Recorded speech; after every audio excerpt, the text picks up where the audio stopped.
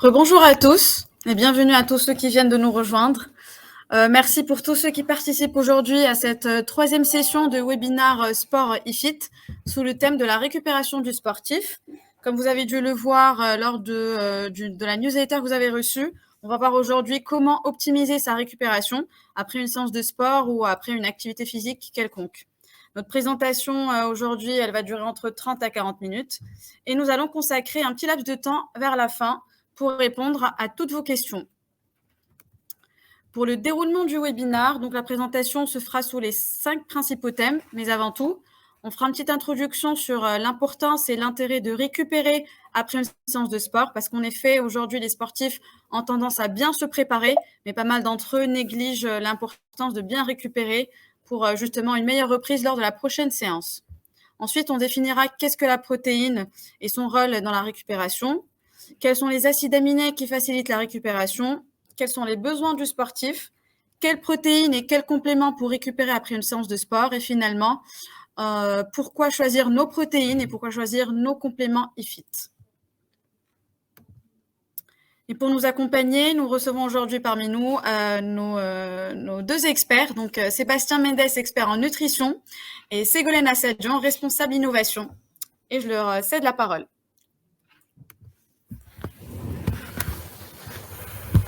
Bonjour à tous, je suis ravi d'être avec vous aujourd'hui pour parler de la récupération, notamment de la récupération musculaire. Alors, la récupération du sportif, en quoi c'est important ? Il faut que vous visualisiez votre organisme un petit peu comme une banque. À chaque fois que vous allez réaliser un entraînement, vous allez vider votre coffre, vous allez épuiser votre banque en devises. Du coup, derrière, vous allez devoir récupérer. La récupération, c'est extrêmement large, mais en gros, c'est l'ensemble des processus mis en œuvre permettant aux sportifs de retrouver l'intégrité de ses moyens physiques. On va voir les différentes méthodes de récupération, mais globalement, pourquoi c'est important ? Parce que si on récupère mal, derrière, on a tous eu un jour ou l'autre des courbatures. On va voir ce que c'est, mais c'est des micro-lésions musculaires qui sont liées notamment soit à un effort musculaire trop important, soit à une mauvaise récupération. On peut derrière, par manque de récupération, avoir des baisses de performance, des baisses d'efficacité. Et bien évidemment, quand on pousse la machine un petit peu trop en zone rouge, ça peut aller jusqu'aux contractures musculaires, jusqu'aux crampes. Et derrière, le plus grave, ce sont les blessures, que ce soit des blessures tendineuses, des blessures musculaires, des déchirures musculaires. On sait qu'aujourd'hui, une déchirure musculaire, même petite, ça va nous immobiliser pendant au moins 4 à 6 semaines parce qu'on est obligé vraiment de régénérer la partie musculaire. La récupération musculaire, ça passe par plusieurs méthodes. Alors, le repos, on a tendance à dire la récupération passive ou la récupération active. La récupération active, c'est ce que vous faites normalement en fin d'entraînement, c'est-à-dire que vous baissez l'intensité. Quand vous sortez d'une sortie, par exemple en vélo, vous avez tendance à continuer à pédaler, mais avec une intensité beaucoup plus faible pour vraiment permettre à vos muscles de ralentir et à votre température corporelle de baisser. Le sommeil, bien évidemment, on connaît tous le fameux triptyque entraînement, nourriture, sommeil et on recommence. Entraînement, nourriture, sommeil, on recommence. Aujourd'hui, la qualité d'un sommeil et avoir une bonne récupération de ce côté-là permet vraiment de bien se régénérer. Et après, il y a toute la récupération qu'on connaît plus via les massages, le stretching, tout ce qui est étirement. L'hydrothérapie et la pressothérapie, ça va permettre vraiment de favoriser tout ce qui est retour veineux, donc d'améliorer vraiment un afflux sanguin et ainsi de récupérer au niveau musculaire. L'électrostimulation, la cryothérapie qui est très tendance. Alors, ça consiste en quoi ? Ça consiste à se mettre dans des bains d'eau de 4 à 10 degrés pendant 3 à 5 minutes et de répéter ça en général 4 à 5 fois.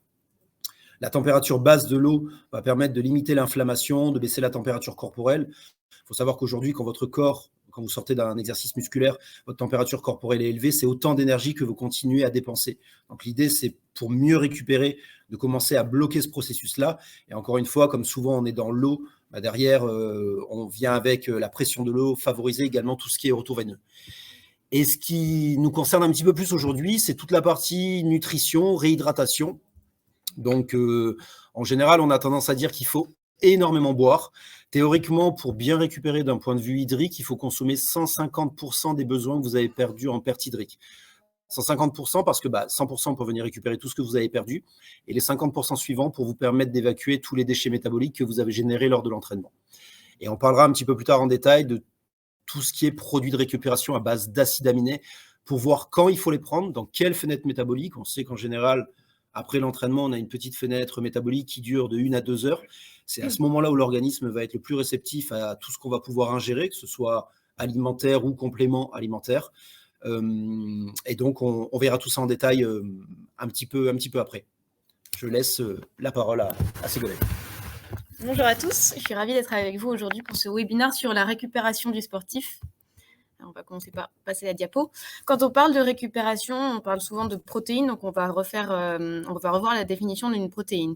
Donc une protéine, qu'est-ce que c'est? C'est l'élément de base de toutes les cellules vivantes, c'est une séquence d'acides aminés. En fait, il faut voir une protéine comme un collier de perles où les perles seraient les acides aminés. Dans une protéine, on a plus de 100 acides aminés. En dessous de 100, on parle de polypeptides. Donc, un acide aminé, c'est la perle constituant le collier. Il y a 20 acides aminés en tout, ils sont tous présents dans l'alimentation. Il y a 2 familles d'acides aminés. Il y a les acides aminés essentiels qui sont non synthétisés par l'organisme, où l'apport alimentaire est obligatoire. Et il y a les acides aminés non essentiels qui, eux, sont synthétisés par l'organisme. L'organisme compte environ 10 000 types de protéines. Dans l'organisme, on a le métabolisme. Le métabolisme, c'est l'ensemble des réactions chimiques qui se passent dans un organisme. Ce métabolisme, il est constitué de 2 ensembles de phénomènes, l'anabolisme, qui est la transformation des nutriments en tissus vivants, et le catabolisme, qui est la dégradation d'autres éléments pour produire de l'énergie nécessaire au fonctionnement de notre corps. Pour la transformation des protéines, c'est pareil, il y a ces 2 grands mécanismes, l'anabolisme, qui est la construction du muscle. Donc, quand on mange, on va digérer les protéines, les acides aminés vont se retrouver en format perle dans notre sang, et c'est ce qui va permettre de construire le muscle. Le catabolisme, c'est la destruction du muscle. Donc, quand on épuise nos ressources de sucre et de graisse, on va puiser dans nos réserves de protéines, on va venir détruire, hydrolyser des protéines, c'est la digestion, entre guillemets, du muscle, et on va venir apporter, via la circulation sanguine, des acides aminés au niveau du foie qui, lui, va produire de l'énergie.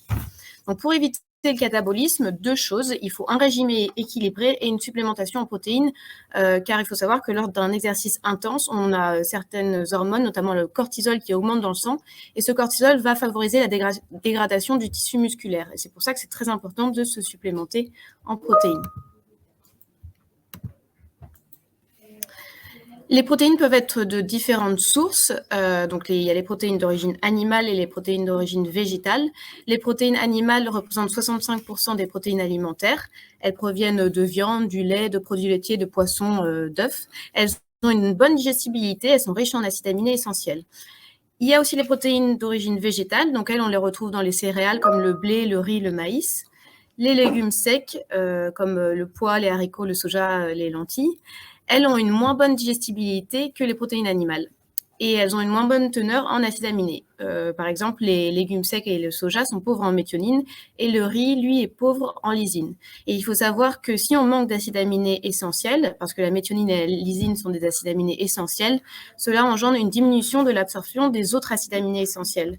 Donc, c'est pour ça que c'est important que lorsqu'on a un régime qui exclut les protéines d'origine animale, de se supplémenter en acides aminés essentiels comme la méthionine et la lysine.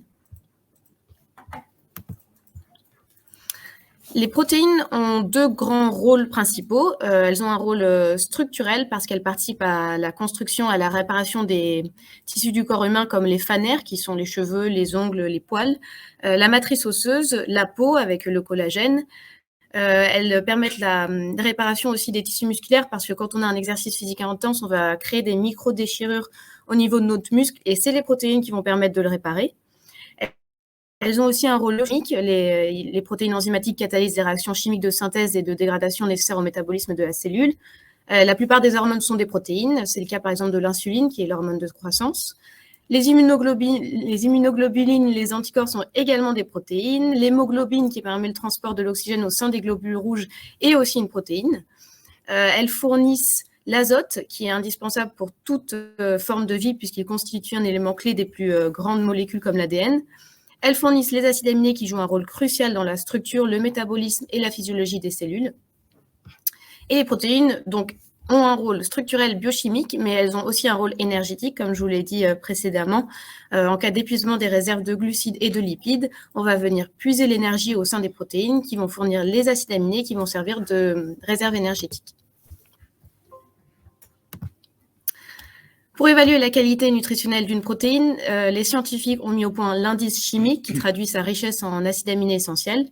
Donc, la protéine de référence, c'est la protéine d'œuf, plus précisément la protéine de blanc d'œuf. Elle contient en quantité suffisante tous les acides aminés essentiels dont l'organisme a besoin. Son indice chimique est égal à 100 et elle sert de référence pour évaluer la qualité nutritionnelle d'autres protéines provenant de viande, de poisson, de céréales, de légumineuses. Donc, en fait, l'indice chimique, c'est vraiment la méthode de calcul pour évaluer la qualité d'une protéine. En parallèle de ça, on a l'aminogramme. L'aminogramme, c'est vraiment la carte d'identité de la protéine. C'est la liste des acides aminés qu'on retrouve dans une protéine et leur quantité présente, la quantité présente dans la protéine. Donc, pour une protéine ou un aliment protéiné déterminé, la première étape consiste à analyser les acides aminés essentiels présents. Ensuite, on compare cette donnée à la protéine de référence. Et si l'un des acides aminés essentiels est absent, les autres seront moins bien absorbés dans l'organisme, donc ça conduira à un indice chimique inférieur à 100. Il y a d'autres paramètres qui peuvent être pris en compte pour la qualité d'une protéine, c'est bien sûr la digestibilité et la solubilité. Donc, maintenant, on va faire un focus sur les différents types de protéines et leurs caractéristiques. On a la protéine d'œuf, donc la protéine de référence, qui a une vitesse d'assimilation relativement rapide, environ 2 heures. Elle va permettre la croissance musculaire. Donc, on dit qu'elle a une action anabolique. Elle va favoriser le développement musculaire. Ensuite, il y a les protéines de lait. Dans les protéines de lait, on a les caséinates qui ont, elles, une vitesse d'assimilation lente, 4 à 8 heures. Donc, elles vont permettre le séchage. Elles vont avoir une action anticatabolique, c'est-à-dire qu'elles vont protéger le muscle, elles vont éviter la destruction musculaire. On a les protéines de whey, donc de lactosérum, avec le concentrat et l'isolat. Le concentrat a une vitesse d'assimilation assez rapide d'1 heure et l'isolat, elle a une vitesse d'assimilation encore plus rapide de 30 minutes. Toutes les deux vont favoriser la croissance musculaire et donc vont avoir une action anabolique. Elles vont favoriser la croissance musculaire, donc le développement musculaire, le développement du muscle. Et enfin, on a les protéines végétales, comme la protéine de soja, qui elle a une vitesse d'assimilation semi-rapide. Elle est indiquée donc pour le séchage et va avoir une action anticatabolique. Maintenant qu'on sait précisément ce qu'est une protéine, on va s'intéresser aux acides aminés qui vont permettre la récupération. Donc, les acides aminés phares de la récupération, c'est les BCA. C'est le pansement musculaire par excellence.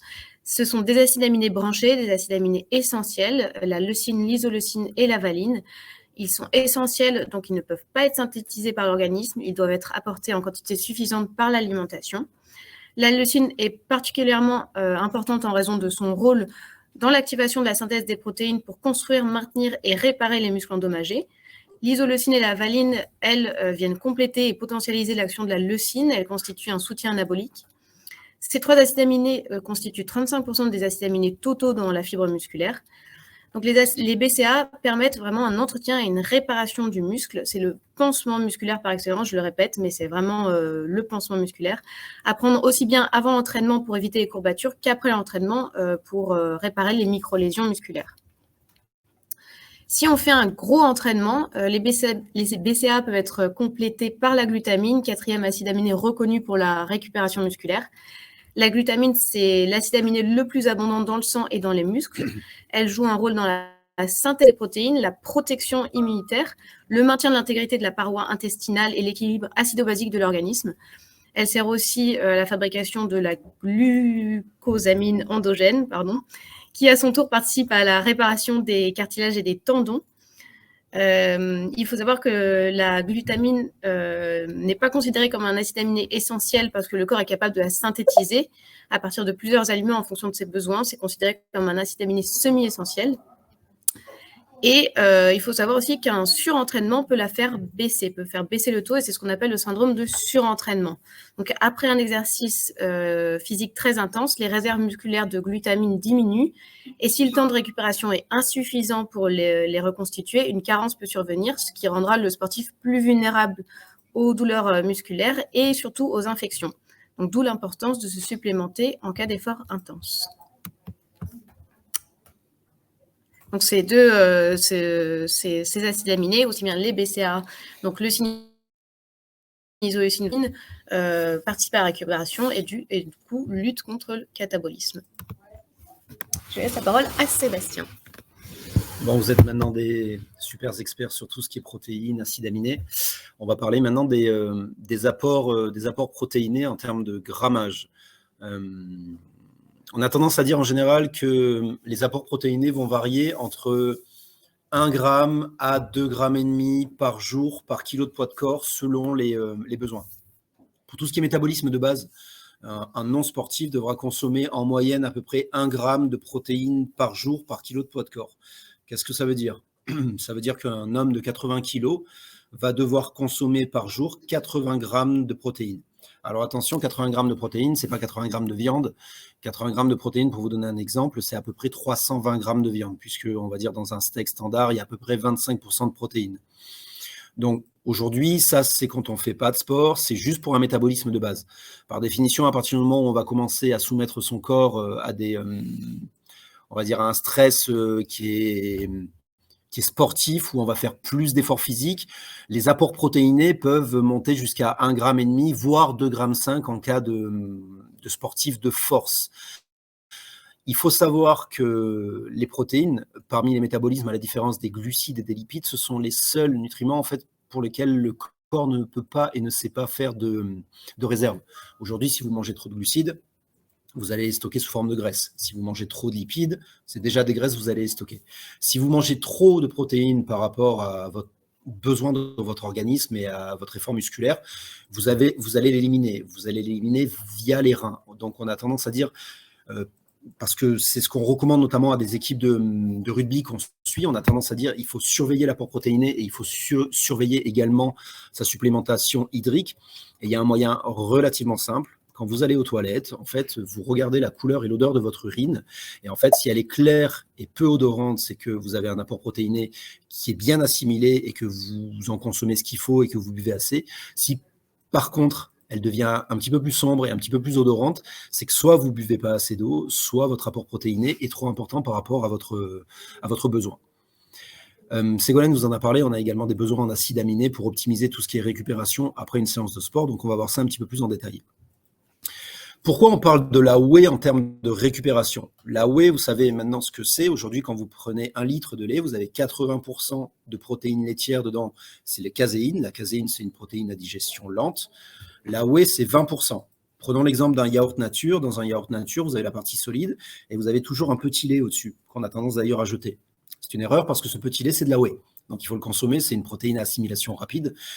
Pourquoi on recommande de consommer de la whey en récupération du sportif. Parce que c'est une protéine à assimilation rapide, donc elle va venir répondre aux besoins du corps juste après l'effort musculaire, et surtout parce que cette protéine est fortement dosée en BCAA, et les BCAA, vous l'avez vu, ce sont des acides aminés essentiels que le corps ne sait pas fabriquer, et qui sont là comme un véritable pansement musculaire, et qui vont venir vraiment réparer la fibre musculaire. On retrouve différents types de whey en fonction de la méthode d'extraction et de la méthode de concentration. Donc, on va retrouver le concentrat de whey qui contient à peu près 70 à 80% de protéines. On a moins de 5% de lipides, 6% de lactose. C'est extrait par ultrafiltration.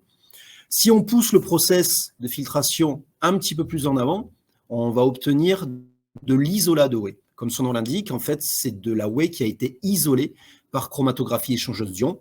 On se moque du terme. L'objectif, ce qu'il faut que vous reteniez, c'est que l'isolat de whey est beaucoup plus pur que le concentrat. On n'a quasiment pas de lactose, quasiment pas de lipides, et même d'un point de vue texture, en fait, quand vous faites un shaker d'isolat de whey, on est sur quelque chose qui est beaucoup plus liquide, quelque chose qui s'assimile beaucoup plus rapidement, où on est sur une vitesse d'assimilation de 30 minutes. Et enfin, la dernière étape, c'est de l'hydrolysa. L'hydrolysa, comme vous l'expliquait Ségolène, en fait, la whey, comme n'importe quelle protéine, c'est une sorte de collier de perles. Et en fait, l'hydrolysa, c'est comme si on avait prédécoupé, prédigéré en fait cette protéine pour créer des ditripeptides, c'est-à-dire des petits morceaux de protéines. Et en fait, du coup, ils sont assimilés beaucoup plus rapidement. Donc, ça permet vraiment une assimilation beaucoup plus rapide. Donc ça, ce sont les 3 grands types de whey. Hop. Si on en vient à parler justement, du coup, à décliner ça sur la Gamifit, en fait, on va parler des 3 types de protéines de whey qu'on a au sein de la Gamifit, mais on va également parler des compléments alimentaires vraiment très axés récupération avec les BCAA, la glutamine et le Recovery Max. Donc ça, ce sont les 3 protéines en fait de whey qu'on retrouve au sein de la Gamifit. Donc dans tous les cas, ça reste de la whey. La pure whey, la pure isolate ou la méga whey, ça reste de la whey. La différence aujourd'hui, c'est que la pure whey, on va retrouver à l'intérieur de l'isolat et du concentrat, avec un petit peu d'hydrolysa. Donc, on est sur une protéine qui contient à peu près 80% de protéines. On est à moins de 5% de glucides et de lipides. Elle est très faible en sucre. Et en fait, elle va contenir par shaker 7 grammes de BCAA. On verra après encore plus en détail ce que c'est les BCAA, mais vous l'aurez compris, les BCAA, ce sont les acides aminés qui permettent véritablement de venir régénérer la masse musculaire, de venir récupérer. La pure whey, on retient un concentrat isolat. Si on bascule sur une protéine au sein de la gamme IFIT qui est plus pure, c'est la pure isolate. Comme son nom l'indique, il n'y a que de l'isolat. On arrive sur des dosages de protéines qui sont très élevés, puisqu'on a 86% de protéines. On va retrouver à l'intérieur des peptides de whey pour une assimilation encore plus rapide. On n'a quasiment pas de sucre, quasiment pas de lipides. Et accessoirement, petit détail, on n'a quasiment pas de lactose. Donc, je sais qu'il y a certaines personnes qui ne veulent pas prendre de protéines laitières car elles sont intolérantes au lactose. Aujourd'hui, si c'est une intolérance légère, vous pouvez consommer la pure isolate puisqu'on est vraiment sur des pourcentages de lactose qui sont proches de 0. C'est le meilleur taux de protéines de la gamme. Et on va retrouver derrière, en gros, 6 grammes de BCAA par shaker. La petite sœur de la pure whey et de la pure isolate, c'est la Mega Whey. La Mega Whey, c'est exactement comme la pure whey. Sauf qu'à l'intérieur, on a rajouté de la créatine. La créatine, bon, c'est pas le sujet du jour, mais je vais faire une toute petite parenthèse. C'est un complément alimentaire qu'on a au sein de la gamme aussi à part entière. Et c'est une molécule en fait qui permet vraiment de venir saturer les cellules musculaires pour avoir un exercice plus long, plus intense, et de cette manière-là, indirectement, développer la masse musculaire. C'est un complément dont nous avons déjà parlé lors d'un ancien webinaire. Je pense que nous aurons l'occasion d'en reparler à l'avenir. Mais voilà, c'est pas le sujet du jour. Aujourd'hui, restons donc sur la récupération, restons donc sur la whey. Donc, vous avez la pure whey, qui est la protéine standard, la protéine de base, véritablement avec 80% de protéines. La pure isolate, qui est une protéine de whey encore plus pure, qui ne contient que de l'isolat et qui ne contient, on va dire, pas de concentrat. Et la Mega Whey, qui, elle, comme la pure whey, a été supplémentée en créatine. Comment est-ce que ça va se consommer, ces protéines? Vous l'aurez compris, on a une petite fenêtre anabolique de 1 à 2 heures qui suit l'entraînement. La whey, c'est une protéine destinée aux sportifs qui se consomme péri-entraînement. L'objectif, c'est de la prendre avant, si on veut avoir quelque chose dans le ventre avant sa session, mais c'est surtout de la prendre après pour vraiment apporter à l'organisme tous les nutriments dont il a besoin juste après l'entraînement. À ces 3 protéines vont s'associer les 3 compléments alimentaires vraiment axés récupération. Les BCAA 4-1-1, Ségolène nous en a déjà parlé, on va retrouver à l'intérieur les 3 types d'acides aminés essentiels, leucine, isoleucine, valine. Pourquoi essentiels? Parce que l'organisme ne sait pas les fabriquer. Donc par définition, on doit les ingérer de façon exogène. Pourquoi on dit que c'est un pansement musculaire? Quand vous faites un exercice musculaire, vos fibres musculaires vont naturellement se détériorer, elles vont se déchirer, c'est ce qui provoque les courbatures.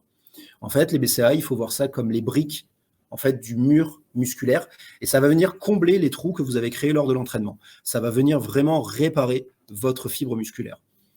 Le ratio 4-1-1, qu'est-ce que ça veut dire? Ça veut dire qu'il y a 4 fois plus de leucine à l'intérieur que d'isoleucine et de valine. Pourquoi 4-1-1? Ce n'est pas un choix arbitraire, c'est juste en fait le rapport réel du métabolisme oxydé des BCAA à l'intérieur. C'est-à-dire que notre corps, quand il consomme les acides aminés, va consommer 4 fois plus de leucine que d'isoleucine et de valine. C'est pour ça que ça a été formulé de telle manière à ce qu'il y ait 4 fois plus de leucine que d'isoleucine et de valine. La glutamine, vous l'aurez compris, c'est un acide aminé semi-essentiel. Le corps sait la fabriquer. Maintenant, si vous mettez une grosse cartouche, comme on dit dans l'entraînement, c'est-à-dire que si vous faites un entraînement vraiment violent, si vous faites un marathon, si vous poussez votre organisme un peu en zone rouge, par définition, la demande en glutamine au sein de votre organisme va être supérieure à ce que votre organisme sait produire. Et par définition, du coup, ça va devenir un acide aminé essentiel. C'est pour ça qu'aujourd'hui, il faut pouvoir se supplémenter en glutamine quand on fait vraiment des gros entraînements. Et c'est aussi pour cette raison que la marque IFIT a créé le Recovery Max. Et en fait, le Recovery Max, c'est un ensemble sous forme de poudre de BCAA à hauteur de 5 grammes et de 2 grammes de glutamine. Le gros avantage également de ce complément alimentaire, c'est qu'il est en poudre. Donc ça veut dire qu'on va pouvoir le consommer avant, pendant et après l'effort. Donc ça permet vraiment d'apporter les BCAA et la glutamine directement à l'organisme durant l'effort. En plus, on a rajouté des vitamines à l'intérieur et 3 super aliments qui ont des propriétés antioxydantes. Ces 3 compléments alimentaires, ce sont véritablement les compléments alimentaires qui sont axés sur la récupération musculaire. Retenez bien que les BCAA, quelle que soit leur forme, que ce soit sous forme de gélule, que ce soit sous forme de poudre, sous forme de tablette, aujourd'hui, en fait, c'est le pansement musculaire. C'est le complément alimentaire qui devrait être consommé par tout le monde. Ça peut être consommé par les personnes jeunes, par les personnes âgées, par les sportifs de haut niveau, par les sportifs du dimanche. Ça peut être consommé en cure, ça peut être consommé de façon ponctuelle. On a tous eu un jour ou l'autre des courbatures, on a aidé un copain à déménager, on a fait un match de tennis ou une rando qui n'était pas prévu. Le lendemain, on a du mal à descendre les escaliers parce qu'on a les muscles des quadriceps en compote. Les BCA, c'est fait pour ça à ce moment-là. On peut les prendre là vraiment de façon ponctuelle. Quand on sait qu'on va forcer ou quand on s'est aperçu après coup qu'on a un petit peu trop forcé, ben on prend les BCA. On a tendance, comme la whey, à les consommer péri-entraînement. 1h30 avant, 1h30 après. Et si on a oublié de les prendre avant, c'est pas grave, on les prend tous après. Donc retenez bien, les BCA, c'est le complément alimentaire indispensable pour tout le monde. Et je repasse la parole à Nargis. Merci Sébastien. Donc, comme vous l'aurez compris, et grâce aux explications claires de Ségolène et Sébastien, les protéines et les acides aminés facilitent la récupération après un effort physique. Donc, si vous les avez toujours pas goûtés, nos acides aminés, nos protéines sont une marque 100% française, avec des innovations qui sont faites sur toute l'année, que ce soit en termes de goût ou de texture ou même de formule. Nos produits sont également audités et contrôlés régulièrement pour avoir aucune substance et aucun ingrédient dopant.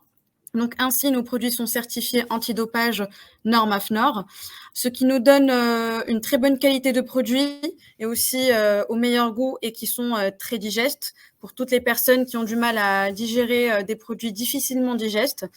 Et finalement, nos produits conviennent à tout type et profil de sportifs.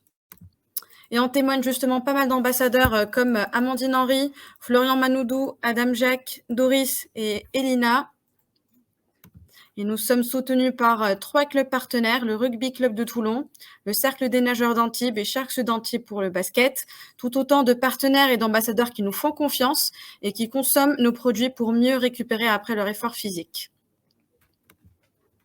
Vous allez également retrouver le poster qui regroupe l'intégralité des produits, que ce soit en termes de protéines ou en complément alimentaire, avec le petit focus sur les produits récupération que nous avons vus aujourd'hui. Et je vous invite à voir notre chaîne YouTube pour retrouver toutes les vidéos. Vous allez retrouver encore Sébastien, mais aussi Noémie et Valentin. Et Pierre qui est kiné du sport et Laetitia qui est coach sportif diplômé en nutrition pour tout leur retour d'expérience et pour répondre à plusieurs questions si aujourd'hui cela n'a pas suffi. Et voilà, notre webinaire aujourd'hui touche à sa fin. On vous enverra le webinaire format PDF pour un replay. Et voilà, je vois que vous êtes toujours aussi nombreux. Donc, je vous propose qu'on reste toujours connectés pour répondre à toutes vos questions sur le chat.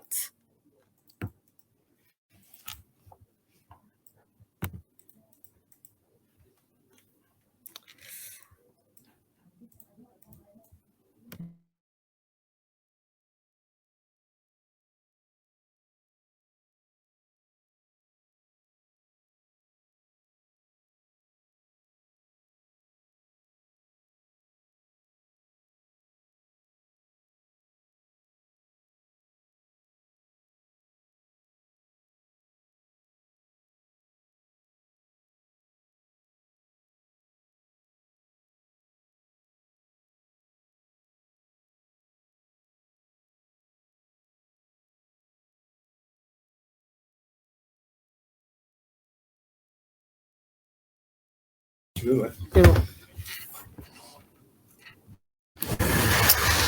Alors, on a une question de Rola qui nous demande le rôle du tribulus. Alors, le tribulus, bon, on n'est pas dans la récupération, mais très bien, pas de problème. En fait, le tribulus, c'est un complément alimentaire qui va relancer la synthèse endogène de testostérone. La testostérone, qu'est-ce que c'est? En fait, c'est l'hormone masculine. L'objectif, en fait, du tribulus, d'un certain côté, si on prend l'exemple, prenons un comparo. On va prendre, par exemple, un adolescent de 18 ans ou 20 ans qui a énormément un taux de testostérone très élevé. Tout ce qu'il va manger va le transformer en muscle. L'objectif, en fait, du tribulus, du coup, c'est de relancer cette synthèse de testostérone pour pouvoir relancer le métabolisme masculin. Relancer le métabolisme masculin, ça veut dire gagner en masse musculaire, gagner en force, gagner en entraînement, du coup, relancer vraiment tout ce qui est synthèse musculaire. Et après, il y a également un effet secondaire qui n'en est pas un. C'est que, par définition, si on relance le métabolisme de l'hormone masculine, la testostérone, ça va également jouer sur tout ce qui est virilité, puisque, voilà, tout ce qui est testostérone va booster aussi bien la force, la capacité à prendre du muscle, mais également les érections au niveau de tout ce qui est virilité. Donc voilà, le Tébulus, c'est assez global. C'est un complément alimentaire qui est pas mal consommé par les personnes qui font notamment du bodybuilding, parce que l'objectif, c'est que plus on a de taux de testostérone au sein de l'organisme, et plus on va naturellement synthétiser du muscle et avoir de la force. On a une autre question de Fanny sur un effort très long sur un super trail. Comment est-il possible de se complémenter en BCA? En effet, c'est une des raisons pour lesquelles on a sorti des BCA en poudre. C'est que l'objectif, en fait, sur des super trails en BCA, on peut les consommer pendant. Moi, ce que j'ai tendance à recommander, c'est que quand on sait qu'on va avoir une épreuve sportive comme un marathon ou comme un effort très long, c'est de prendre les BCA en cure pendant les 20 jours qui précèdent cette série. En fait, ça va permettre véritablement de saturer toutes les cellules musculaires en BCA et de saturer l'organisme en BCA. De cette manière-là, en fait, on va limiter, on va dire, l'impact sur la partie musculaire et sur les courbatures. Et du coup, de cette manière-là, en fait, on aura moins de fatigue, on va mieux récupérer, moins de courbatures. Donc ça, c'est vraiment ce que je recommande. Donc le BCA, on peut le prendre de façon ponctuelle, mais on peut complètement le prendre en plus en cure avant l'effort physique. Et puis après, essayer de se diriger plutôt vers des BCA à titre en poudre qu'on va pouvoir mettre dans un bidon et qu'on va pouvoir consommer pendant l'entraînement.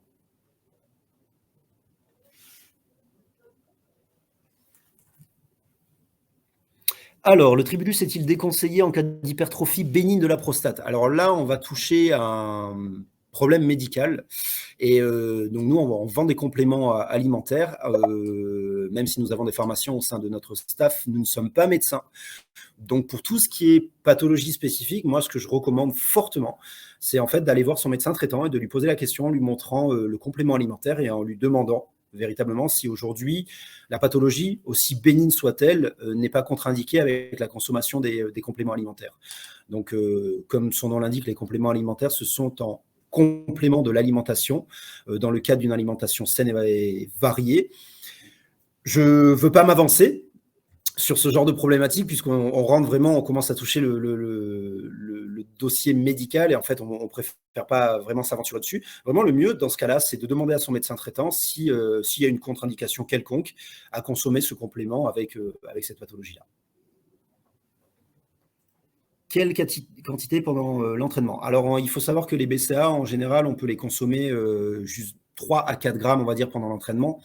Maintenant, encore une fois, ça va dépendre de l'entraînement. C'est-à-dire que certains sportifs qui font des entraînements extrêmement intenses vont avoir une consommation au niveau musculaire et au niveau de leur organisme qui va être beaucoup plus importante. Donc, dans ce cas-là, on peut clairement monter sur des dosages beaucoup plus élevés. Encore une fois, si on prend les BCA en cure avant une session et avant un entraînement important, on va plutôt rester sur des dosages standards, à savoir 3 à 4 grammes tous les jours, les 20 jours qui précèdent, on va dire, la compétition. Et le jour de la compétition, on va consommer l'équivalent d'une dose de Recovery Max. Ça veut dire qu'on va être à 5 grammes de BCA et 2 grammes de glutamine, ce qui nous fait 7 grammes. Et ce sera largement suffisant, puisque les 20 jours combinés à la consommation durant l'effort seront vraiment largement suffisants. Voilà. Mais encore une fois, sur les compléments alimentaires, moi, ce que je vous recommande, c'est de vous faire votre avis. Je sais qu'il y a énormément de personnes qui consomment des compléments alimentaires, qui consomment des protéines. Il y a les standards, c'est-à-dire ce qui est entendu dans, on va dire, les publications scientifiques, ce qu'on a l'habitude de consommer. Mais maintenant, chaque organisme réagit différemment. Les entraînements ne sont pas les mêmes, l'alimentation n'est pas la même en fonction des personnes. Donc, partez des dosages de base et ensuite adaptez-les vraiment à vos besoins. Faut-il augmenter les apports de glutamine après l'effort? Oui, tout à fait, absolument. C'est une très bonne remarque. Comme on l'a vu, vraiment, il faut essayer d'augmenter les apports de glutamine, notamment après un effort un peu important où on a eu du stress oxydatif, parce que l'organisme va pouvoir en fait générer de la glutamine, mais malheureusement, son besoin va être supérieur à sa production. C'est pour ça que, dans ce cas-là, la glutamine devient un acide aminé semi-essentiel. Pendant combien de temps prendre les BCA après l'entraînement en cas de courbature? Tant qu'il y a des courbatures. Tant qu'il y a des courbatures et tant que les courbatures ne passent pas, en général, des grosses courbatures, elles vont durer 5 jours. ça fait vraiment très mal. Le pic de la courbature, c'est au bout de 48 heures. C'est-à-dire qu'on a fait l'effort le lundi. Le mardi, on commence à bien sentir ses jambes ou ses bras, son dos. Le mercredi, c'est juste l'enfer. On descend les escaliers avec beaucoup, beaucoup de mal. Et ça commence à se résorber sur la fin de la semaine. Donc, tant qu'il y a des courbatures, on peut consommer des BCAA. Voilà. Je vous remercie pour vos questions. Ça fait plaisir parce que ça prouve que le webinaire a généré des demandes. On reste à votre disposition, hein, n'hésitez surtout pas. Et puis, dans l'attente de vous retrouver lors d'un futur webinaire, je repasse l'ordinateur à Nargis. Donc, merci à tous pour votre présence et pour votre participation. Et un prochain webinaire vous sera vivement communiqué. Ça va être sur la santé, le soin du sportif. Donc, une suite logique de ce qu'on a vu aujourd'hui. Donc, merci à tous.